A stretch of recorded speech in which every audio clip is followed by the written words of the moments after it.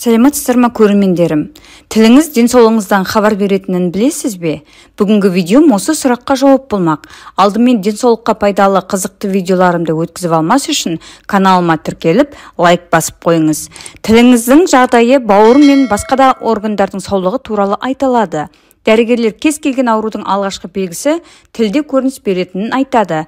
Дәрігерге тексерілуге барсаңыз, алдымен тіліңізді көреді. Мұны өздеріңізде талай байқаған боларсыздар.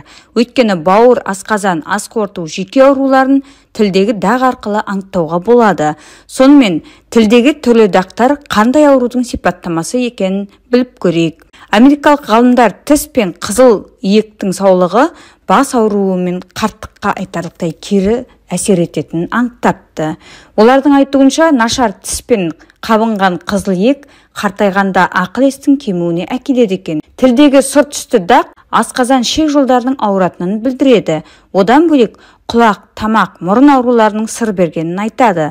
Жалпы тіл асқазанның айнасы делінеді. Өйткені асқазан, ішек, гастрит, тоқ ішектің қабыну секілді аурулар да тіл арқылы хабар береді. Дәрігерлер асқазандағы проблемада тілде дақ болады, ал ішектегі проблема тілдің ойылуына әкеледі дейді. Сондай-ақ тілдегі дақ тамақтың созылмалы ауруынан пайда болады. Сонымен бірге стоматит, танзелит, фарингит аурулары пайда болғанда тілді сұр түсті дақ басады. Тілдегі ақ түсті дақ тоқ ішектің саулығынан сыр береді. Егер ішекте құрт, шлак болса, немесе ішіңіз өтіп ауырса, тілге дақ болады екен. Тіпті іш қату да тілдің ағаруына себепші болады.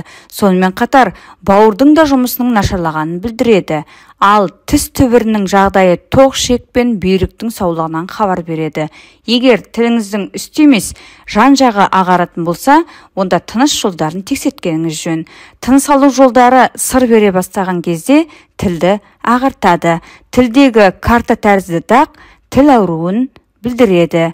Одан бөлек жүйке, қалқанша без, иммундық жүйені тексерту керек. Бұл кезде сізге дереу гастроэнтеролог немесе невролог дәрігерінің кеңесін алу қажет болады. Мұндай дақ темекі шегетіндерде, ағзасында дәрумен жетіспейтіндерде жиі кездеседі.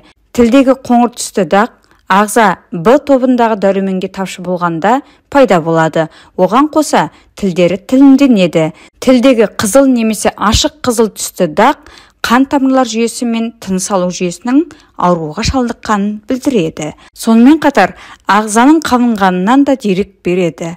Тілдегі көгерген түс тыныс алу жолдары мен өкпенің саулығының нашарлағанынан, ауа жетіспеушілігінен пайда болады.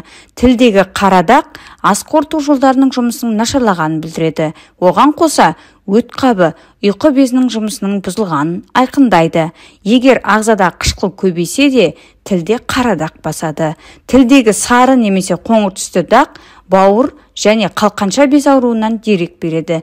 Тілдің қалыңдауы бауыр жеткіліксіздігінен болады екен. Қалқанша без ауруы да осылай көрініс беретін көрінеді. Сондай-ақ көк талақтың қуаты әлсірегенде тіл ісініп қалыңдайды.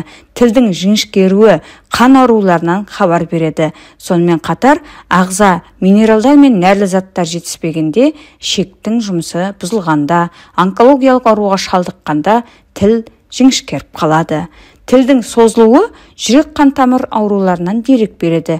Тілдің дірілдеуі жүйке ауруларын айғақтаса, ал тілдің құрғауы уланудың, диабет ауруының, тіс ауруларының және дәрумен тапшылығының белгісі болады. Бүгінгі видеом осындай. Видеом ұнаса лайк басып пікір жазуды және достарыңызбен бөлісуді ұмытпаңыз. Келесі видеоға дейін сау болыңыздар.